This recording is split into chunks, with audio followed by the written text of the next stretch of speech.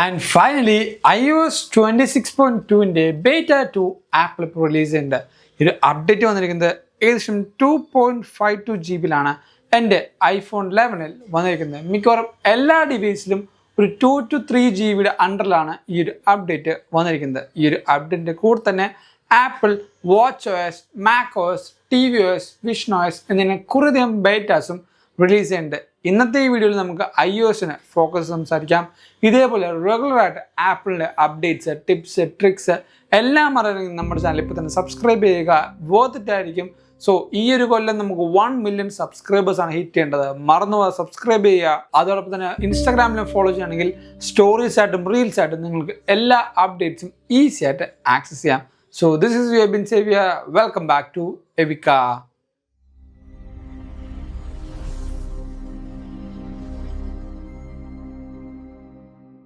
ഏറ്റവും ആദ്യം നമുക്ക് അപ്ഡേഷൻ്റെ ബിൽ നമ്പറിൽ സ്റ്റാർട്ട് ചെയ്യാം. അതിന് സെറ്റിങ്സിലേക്ക് പോവാം. ജനറൽ എബൌട്ട് സെക്ഷനിൽ പോയി നമ്മുടെ സോഫ്റ്റ്വെയർ ടാപ്പ് ചെയ്യുമ്പോൾ കഴിഞ്ഞ വട്ടം എങ്ങനെയായിരുന്നോ അതേ സെയിം പാറ്റേൺ ആണ് ഇവിടെ ആപ്പിൾ ഫോളോ ചെയ്യുന്നത്. ഈ ഒരു സോഫ്റ്റ്വെയർ വേർഷനിൽ നമ്മൾ ടാപ്പ് ചെയ്യുമ്പോഴാണ് അപ്ഡേറ്റിൻ്റെ ബിൽ നമ്പർ റിവീൽ ആവുന്നത്. നമുക്ക് നോക്കുമ്പോൾ മനസ്സിലാവും 23E5218E എന്ന്. ഈ ഒരു അപ്ഡേറ്റിൽ മേ ബി 4 ബേറ്റാസ് വരെ നമുക്ക് കാണാനുള്ള പോസിബിലിറ്റീസും നമുക്ക് കാണുന്നുണ്ട്. അതോടൊപ്പം തന്നെ അപ്ഡേറ്റിൽ പുതിയ മോഡേൺ ഫേംവെയറും വന്നിട്ടുണ്ട്. കഴിഞ്ഞ അപ്ഡേറ്റിനെക്കാട്ടും കുറച്ചുകൂടെ ബെറ്റർ ആയിട്ടുള്ള ടെക്നിക്കൽ ഇഷ്യൂസ് കുറയാനും ആൻഡ് കോൾ കണക്ടിവിറ്റി ഇമ്പ്രൂവ് ആവാനും ചാൻസ് ഉണ്ട്. ഈ ഒരു അപ്ഡേറ്റിൽ ഏറ്റവും ആദ്യത്തെ മാറ്റം നമുക്ക് RCS ചേഞ്ചസ് നോക്കാം. നേരെ സെറ്റിങ്സ് എടുക്കാം. താഴത്തേക്ക് സ്ക്രോൾ ചെയ്ത് ആപ്സ് എടുത്ത് മെസ്സേജിങ് ഓപ്ഷനിലേക്ക് പോകാം. മെസ്സേജിങ് ഓപ്ഷനിൽ സെലക്റ്റഡ് ആയ കാരിയേഴ്സിന് മാത്രം ഇന്ത്യയിൽ അത് ജിയോ ആണ്, എയർടെലിനോ ബാക്കി ഒരു കാരിയേഴ്സിനും RCS സപ്പോർട്ട് ഇപ്പോൾ വന്നിട്ടില്ല. ഈ RCS സപ്പോർട്ട് നോക്കുമ്പോൾ സെറ്റിങ്സിൽ നമുക്ക് ബേറ്റ് ആയിട്ടാണ് ഇപ്പോൾ end-to-end എൻക്രിപ്ഷൻ ആപ്പിൾ എനേബിൾ ചെയ്തിരിക്കുന്നത്. ഇപ്പോൾ പല കാരിയേഴ്സുമായിട്ട് അത് റോൾ ഔട്ട് ചെയ്ത് വരുന്നേ ഉള്ളൂ. ഒഫീഷ്യൽ അപ്ഡേറ്റ് ആകുമ്പോഴത്തേക്കും നമുക്ക് കംപ്ലീറ്റ് ആയിട്ട് end-to-end എൻക്രിപ്ഷൻ ആപ്പിൾ എല്ലാ RCS മെസ്സേജിങ്ങളും കൊണ്ടുവരുന്നതായിരിക്കും. അതോടൊപ്പം ഈ ഒരു അപ്ഡേറ്റിൽ നമുക്ക് ഹൈലൈറ്റിംഗ് റെഡ്യൂസ് ചെയ്യാനുള്ള ഓപ്ഷൻ ഉണ്ട്. നേരെ സെറ്റിങ്സ് എടുക്കാം. ഇവിടെ ആക്സസിബിലിറ്റി ഓപ്ഷൻ എടുത്ത് ഡിസ്പ്ലേ ആൻഡ് ടെക്സ്റ്റ് സൈസ് എന്ന ഓപ്ഷൻ എടുക്കാം. ഏറ്റവും ആദ്യം നമുക്ക് ഈ കാണുന്ന ഓപ്ഷൻ റെഡ്യൂസ് ഹൈലൈറ്റിംഗ് എഫക്റ്റ് എന്ന ഓപ്ഷൻ ടേൺ ഓൺ ചെയ്ത് നോക്കാം. എനിക്ക് വലുതായിട്ട് ഞാൻ ഈ ഒരു ബേറ്റ റിലീസ് ആയിക്കൊണ്ട് കുറച്ച് നേരമായി ട്രൈ ചെയ്തുകൊണ്ടിരിക്കുന്നു, അല്ലെങ്കിൽ ഞാൻ ടെസ്റ്റ് ചെയ്തുകൊണ്ടിരിക്കുന്നു. ഈ ഒരു ടെസ്റ്റിംഗ് പീരീഡിൽ ഒന്നിലും എനിക്ക് റെഡ്യൂസ് ചെയ്യുന്ന ഹൈലൈറ്റ് ഓപ്ഷൻ വലുതായിട്ട് ഇമ്പാക്റ്റ് ചെയ്യുന്ന പോലെ തോന്നുന്നില്ല. മേ ബി എനിക്ക് കുറച്ചും കൂടെ ഈ പറയുന്ന വാൾപേപ്പേഴ്സും ബാക്കി കാര്യങ്ങളും മാറ്റുമ്പോഴായിരിക്കും ഈ ഒരു ഹൈലൈറ്റിംഗ് ഓപ്ഷൻ്റെ ആ ഒരു കറക്റ്റ് പൊട്ടൻഷ്യൽ മനസ്സിലാവുക. എന്തായാലും ഇങ്ങനത്തെ ഒരു ഓപ്ഷൻ ആപ്പിൾ ഈ ഒരു അപ്ഡേറ്റിൽ റിലീസ് ചെയ്തിട്ടുണ്ട്. ആൻഡ് സ്പീക്കിംഗ് ഓഫ് ഹൈലൈറ്റിംഗ്, നമ്മുടെ ഹോം സ്ക്രീൻ എഡിറ്റിങ്ങിലും നമുക്ക് കുറച്ചധികം ചേഞ്ചസ് വന്നിട്ടുണ്ട്. ജസ്റ്റ് ടാപ്പ് ആൻഡ് ഹോൾഡ് ചെയ്യാം. ഈ ഒരു മെനു ബാർ എടുക്കാം. ഈ ഒരു മെനു ഓപ്ഷൻ എടുക്കുമ്പോൾ നിങ്ങൾക്ക് നോക്കുമ്പോൾ മനസ്സിലാവും എല്ലാം കുറച്ചും കൂടെ ട്രാൻസ്ലൂസൻ്റ് ആയിട്ടാണ് വന്നിരിക്കുന്നത്. ഈ ഒരു ഫോട്ടോ ആപ്പിൻ്റെ ആ ആപ്പ് ഐക്കണും കറക്റ്റായിട്ട് സിങ്ക് ആയിട്ട് ഒരു liquid glass effect apple improve ചെയ്തിട്ടുണ്ട്. അതോടൊപ്പം തന്നെ കൺട്രോൾ സെൻറ്ററിലും ചെറിയ ചേഞ്ച് ഉണ്ട്. നേരെ കൺട്രോൾ സെൻറ്റർ എടുക്കാം. കുറച്ചും കൂടെ ഡാർക്കറായിട്ടാണ് കംപ്ലീറ്റ് കൺട്രോൾ സെൻറ്റർ വന്നിരിക്കുന്നത്.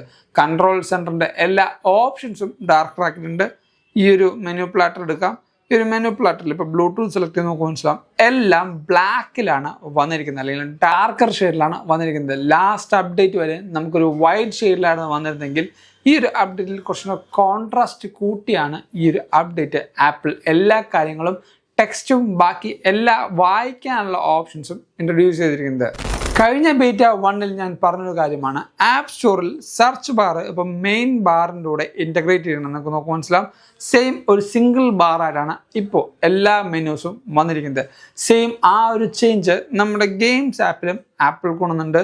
നോക്കുമ്പോൾ മനസ്സിലാവും സെർച്ച് ഇപ്പോൾ ഡിഫറെൻറ്റ് എൻറ്റിറ്റി അല്ല, സെയിം ആ മെനു ബാർ തന്നെ ഇൻ്റഗ്രേറ്റ് ചെയ്താണ് വന്നിരിക്കുന്നത്. പക്ഷേ ഇപ്പോഴും കുറേയധികം ആപ്ലിക്കേഷനിൽ ഫോർ എക്സാമ്പിൾ നമ്മുടെ ആപ്പിൾ മ്യൂസിക്കിൽ നോക്കുമ്പോൾ സെർച്ച് ബാർ ഒരു സെപ്പറേറ്റ് എൻറ്റിറ്റി ആയിട്ടും ബാക്കി എല്ലാ മെനു കൺട്രോൾസും വേറെ എക്സ്റ്റേണൽ പാർട്ടായിട്ടാണ് വന്നിരിക്കുന്നത്. മേ ബി ഈ ഒരു ഇൻ്റഗ്രേഷൻ എല്ലാ അപ്ഡേറ്റിലേക്കും അല്ലെങ്കിൽ എല്ലാ ആപ്ലിക്കേഷൻസിലും ആപ്പിൾ ഈ ഒരു അപ്ഡേറ്റ് ത്രൂ കൊണ്ടുവരാനുള്ള ചാൻസ് ഉണ്ട്. And speaking of app store, നമുക്ക് വേറൊരു കാര്യം വന്നിട്ടുണ്ട്. ഇവിടെ എൻ്റെ ആപ്പ് ലൈറ്റ് എടുക്കാം. ആപ്പ് ലൈറ്റ് നോക്കുമ്പോൾ മനസ്സിലാവും എൻ്റെ ഗെയിം സെൻറ്ററും ബാക്കി എല്ലാ കാര്യങ്ങളും ഇവിടെ ആപ്പിൾ ചേഞ്ച് ചെയ്തിട്ടുണ്ട്. ഈ ഒരു ആപ്പിൾ അക്കൗണ്ട് ലെഫ്റ്റിലേക്കാണ് അലൈൻ ചെയ്തിരിക്കുന്നത് വിത്ത് പുതിയ ഒരു ലോഗോ കളറിങ്ങും. ഈ ഒരു ലോഗോ കളറിങ്ങും കഴിഞ്ഞ ബേറ്റിൽ ഉണ്ടായിരുന്നില്ല ആൻഡ് സെൻട്രൽ അലൈൻഡ് ആയിരുന്നു. ഇപ്പോൾ ലെഫ്റ്റിലേക്ക് അത് അലൈൻ ചെയ്തിട്ടുണ്ട്. ഇനി ഈ ഒരു അപ്ഡേറ്റിൽ വന്ന മാറ്റങ്ങളും അതോടൊപ്പം ബഗ്ഗുകളും ബഗ് ഫിക്സും നമുക്ക് നോക്കാം. ഏറ്റവും ആദ്യം തന്നെ ആപ്പിൾ മ്യൂസിക് കുറേയധികം ചേഞ്ചസ് ആപ്പിൾ iOS 26.4 കൊണ്ടുവന്നു. അതിൽ ഏറ്റവും കൂടുതൽ ഹൈലൈറ്റ് ആയ ഒരു ഓപ്ഷനാണ് ഈ പറഞ്ഞ പ്ലേലിസ്റ്റ് പ്ലേഗ്രൗണ്ട് എന്ന് പറയുന്നത്. ആപ്പിൾ ഇൻ്റലിജൻസ് ഫീച്ചറാണ്. എന്നാൽ പോലും കിട്ടിയ റിപ്പോർട്ട് അനുസരിച്ച് ഈ ഒരു ഓപ്ഷൻ ഇപ്പോൾ റോൾ ഔട്ട് ചെയ്യുന്നത് USA ഓൺലി ആണ്. വേറെ ഒരു കൺട്രീസിലും ലഭിക്കുന്നില്ല എന്നാണ് എനിക്ക് കിട്ടിയ റിപ്പോർട്ട്. ഈ ഒരു ബീറ്റ വേറെ ഏതെങ്കിലും കൺട്രിയിൽ നിന്ന് കൂട്ടുകാർ യൂസ് ചെയ്യുന്നുണ്ടെങ്കിൽ ആ ഒരു കൺട്രിയിൽ എക്സെപ്റ്റ് USA നിങ്ങൾക്ക് പ്ലേലിസ്റ്റ് പ്ലേഗ്രൗണ്ട് കിട്ടുന്നുണ്ടെങ്കിൽ തൊട്ട് താഴത്ത് കമൻറ്റ് ചെയ്യാം. ദുബായ് ആയിക്കോട്ടെ, ഇനി യൂറോപ്യൻ കൺട്രീസ് ആയിക്കോട്ടെ, ഈ ഒരു സെയിം ഓപ്ഷൻ പ്ലേലിസ്റ്റ് പ്ലേഗ്രൗണ്ട് നിങ്ങൾക്ക് കിട്ടുന്നുണ്ടെങ്കിൽ എന്തായാലും മറന്നു പോകാതെ തൊട്ട് താഴത്ത് കമൻറ്റ് ചെയ്യുക. ബിക്കോസ് അത് എനിക്കും പുതിയ കാര്യങ്ങൾ അറിയാനും നമ്മുടെ എല്ലാ സബ്സ്ക്രൈബേഴ്സിനും പറഞ്ഞു കൊടുക്കാനും ഹെൽപ്ഫുൾ ആവും. ആൻഡ് ഈ ഒരു അപ്ഡേറ്റിൽ നമുക്ക് ഇമോജീസ് ഒന്നും പുതിയത് ആപ്പിൾ ഇൻട്രൊഡ്യൂസ് ചെയ്യല്ല. പൊതുവേ iOS 26.4 അതോടൊപ്പം 18.4 എന്നീ അപ്ഡേറ്റിലാണ് ഇമോജീസ് പുതിയത് അപ്ഡേറ്റ് ചെയ്യാറ്. എനിക്ക് തോന്നുന്ന എൻ്റെ ഒരു പ്രഡിക്ഷൻ iOS 26.4ൻ്റെ ബേറ്റ 4 ആപ്പിൾ പുതിയ ഇമോജീസ് റിലീസ് ചെയ്യാനുള്ള ചാൻസ്. കാരണം ആപ്പിൾ മാത്രം ആ ഒരു ഇമോജീസ് സെലക്ട് ചെയ്താൽ പോരാ, ആൻഡ്രോയിഡ് പ്ലാറ്റ്ഫോമിലും മറ്റ് സോഫ്റ്റ്വെയർസിലും ഈ പറഞ്ഞ ഇമോജീസിൻ്റെ ആ സെയിം പാറ്റേണും അതോടൊപ്പം സ്റ്റൈലും അവരും ഇൻ്റഗ്രേറ്റ് ചെയ്യണം. എന്നാൽ മാത്രമാണ് ഞാനിപ്പോൾ അയച്ചു കൊടുക്കുന്ന വ്യക്തിക്ക് ആ ഒരു ഇമോജി ലഭിക്കണമെങ്കിൽ ആ ഒരു സോഫ്റ്റ്വെയർ അല്ലെങ്കിൽ ആ ഒരു പ്ലാറ്റ്ഫോമിലെ ആൾക്കാരും കൂടെ അത് അപ്ഡേറ്റ് ചെയ്യണം. സോ മേ ബി ആ ഒരു ടൈമിങ്ങിന് വേണ്ടിയായിരിക്കും ആപ്പിൾ ഇപ്പോഴും വെയിറ്റ് ചെയ്യുന്നത്. പൊതുവെ 26.4 അല്ലെങ്കിൽ 0.4 എന്ന ഒഫീഷ്യൽ അപ്ഡേഷനിലാണ് പുതിയ ഇമോജീസ് ആപ്പിൾ ഇൻട്രൊഡ്യൂസ് ചെയ്യാറ്. ആ ഒരു കാര്യവും ഇവിടെ വന്നിട്ടില്ല. ഇനി കാർപ്ലേയുടെ കാര്യം പറയുമ്പോൾ കുറേയധികം കൂട്ടുകാർക്ക് കാർപ്ലേയിൽ ബഗ് പറയുന്നുണ്ട്. Especially connecting and reconnecting and disconnecting എന്നിങ്ങനെ കുറേയധികം ഇഷ്യൂസ് ഫേസ് ചെയ്യുന്നുണ്ട്. എനിക്കുണ്ടായ പേഴ്സണൽ ഇഷ്യൂസ് ഈ പറഞ്ഞ കാർപ്ലേ ആയിട്ട് കണക്റ്റ് ആവുന്നില്ല എന്നുള്ള ഇഷ്യൂ ആണ്. കുറേ കൂട്ടുകാർക്ക് കണക്റ്റ് ആയിട്ടും വയൽ റണ്ണിങ് പോലും ഈ പറഞ്ഞ ഡിവൈസ് ഓട്ടോമാറ്റിക്കലി ഡിസ്കണക്റ്റ് ആയിട്ട് പിന്നെ റീകണക്റ്റ് ആവുന്ന ഒരു ഇഷ്യൂവും കുറേയധികം കൂട്ടുകാർ നമുക്ക് റിപ്പോർട്ട് ചെയ്യുന്നുണ്ട്. ഇതേപോലെ എന്തെങ്കിലും ഒരു ബഗ് കാര്യങ്ങളും നിങ്ങൾക്ക് ബേറ്റിൽ ഫീൽ ചെയ്യുന്നുണ്ടെങ്കിൽ തൊട്ട് താഴത്ത് കമൻറ്റ് ചെയ്യുക. അടുത്ത ഒരു മേജർ കൺസേൺ ഉള്ള കാര്യമാണ് സ്റ്റോറേജ് എന്ന് പറയുന്നത്. സെറ്റിങ്സ് എടുക്കാം, നമ്മുടെ ജനറൽ എടുക്കാം, ഐഫോൺ സ്റ്റോറേജ് എടുത്ത് ഏറ്റവും താഴത്തേക്ക് സ്ക്രോൾ ചെയ്യുമ്പോൾ കുറേയധികം കൂട്ടുകാർക്ക് കണ്ടമാനം സ്റ്റോറേജ് ആണ് iOSനും സിസ്റ്റം ഡാറ്റയിലും വലിച്ചിരിക്കുന്നത്. എന്താണ് ഈ ഒരു iOS ആൻഡ് എന്താണ് ഈ സിസ്റ്റം ഡാറ്റ എന്ന് പറയുന്നത്? സിസ്റ്റം ഡാറ്റ എന്ന് പറയുന്നത് നിങ്ങളുടെ ഫോണിൽ കുറേയധികം ആപ്ലിക്കേഷൻസ് ഇല്ലേ, ഈ ആപ്ലിക്കേഷൻ്റെ എല്ലാം ക്യാഷും അതോടൊപ്പം ബാക്കി കുറേ ഡാറ്റാസുമാണ് ഈ ഒരു സിസ്റ്റം ഡാറ്റ എന്ന് പറയുന്നത്.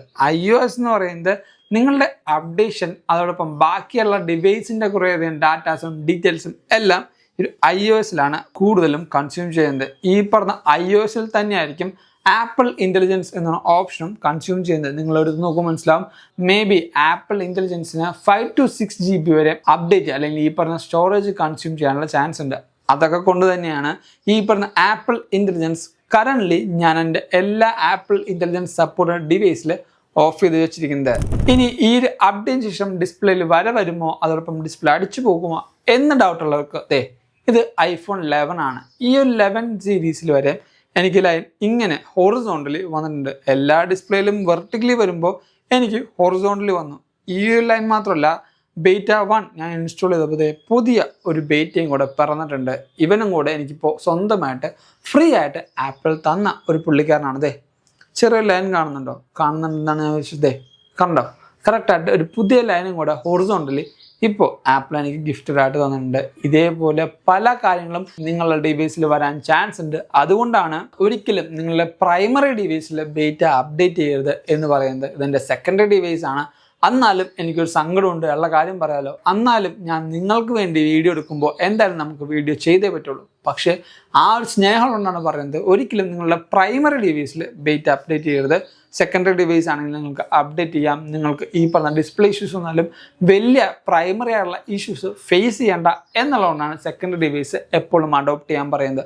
അതോടൊപ്പം ഈ ഒരു അപ്ഡേറ്റ് നിങ്ങൾ ചെയ്യണമെന്ന് വെച്ചാൽ ആസ് എ ബേറ്റ യൂസർ നിങ്ങൾക്ക് എന്തായാലും അപ്ഡേറ്റ് ചെയ്യാം. കാരണം ബേറ്റ യൂസർ ടെസ്റ്റ് ചെയ്യുന്നതുകൊണ്ട് തന്നെ ഈ പറഞ്ഞ എല്ലാ ആപ്ലിക്കേഷൻസും ബാക്കി റിഫൈൻമെൻറ്റും നിങ്ങൾക്ക് ഫീൽ ചെയ്യണമെങ്കിൽ എന്തായാലും ഈ ഒരു അപ്ഡേറ്റ് ചെയ്യേണ്ടതാണ്.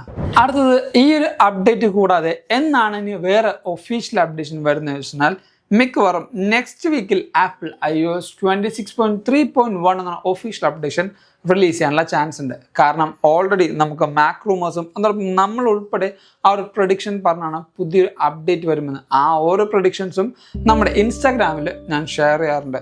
നെക്സ്റ്റ് വീക്കിലാണ് പുതിയ ആപ്പിൾ നടക്കുന്നത്. അതുകൊണ്ട് തന്നെ മേ ബി iPhone 17 ലോഞ്ച് ആവാനും ഈ ലോഞ്ച് ആവുന്ന ഡിവൈസുകൾക്കുള്ള ബഗ് ഫിക്സും ബാക്കി കാര്യങ്ങൾക്കും വേണ്ടി iOS 26.3.1 എന്നുള്ള അപ്ഡേറ്റ് വരാനുള്ള ചാൻസ് ഭയങ്കര ഹൈ ആണ്. അതോടൊപ്പം തന്നെ ഇനി ബീറ്റ 3ഉം 4ഉം എന്നാണ് iOS 26.4 ലഭിക്കുന്നത് വെച്ചാൽ ഇപ്പോൾ ബൈ വീക്കിലായിട്ട് ആപ്പിൾ കറക്റ്റായിട്ട് അപ്ഡേറ്റ് കൊണ്ടുവരുന്നുണ്ട് തന്നെ നെക്സ്റ്റ് വീക്ക് നമുക്ക് ബീറ്റ 3 കിട്ടാനും and end of the March നമുക്ക് maybe iOS 26.4 official updation ലഭിക്കാനുള്ള ചാൻസ് ഉണ്ട്. അങ്ങനെ ഇല്ലെങ്കിൽ പിന്നീട് നമുക്ക് ഏപ്രിലേക്ക് നോക്കിയാൽ മതി. ഏപ്രിലാണ് പിന്നെ ഒഫീഷ്യൽ അപ്ഡേഷൻ വരാനുള്ള ചാൻസ്. ഇതൊക്കെയാണ് നമ്മുടെ അപ്ഡേഷൻ പ്രഡിക്ഷൻ എന്ന് പറയുന്നത്. ഈ ഒരു അപ്ഡേറ്റിന് ശേഷം എൻ്റെ ഡിവൈസിൻ്റെ പെർഫോമൻസ് സ്മൂത്ത് ആയിട്ട് ഫീൽ ചെയ്യുന്നുണ്ട്. വലിയ ക്ലട്ടറിങ്ങോ അതോടൊപ്പം സ്റ്റട്ടേഴ്സോ ഇത്രയും നേരം ആസ് ഓഫ് നൗ ഞാൻ യൂസ് ചെയ്തിട്ടും വലിയ ഇഷ്യൂസ് ഇല്ല. ഞാൻ നേരത്തെ പറഞ്ഞ ഡിസ്പ്ലേയിൽ ഈ പറഞ്ഞ ഇഷ്യൂസ് വന്നിട്ടുണ്ട്.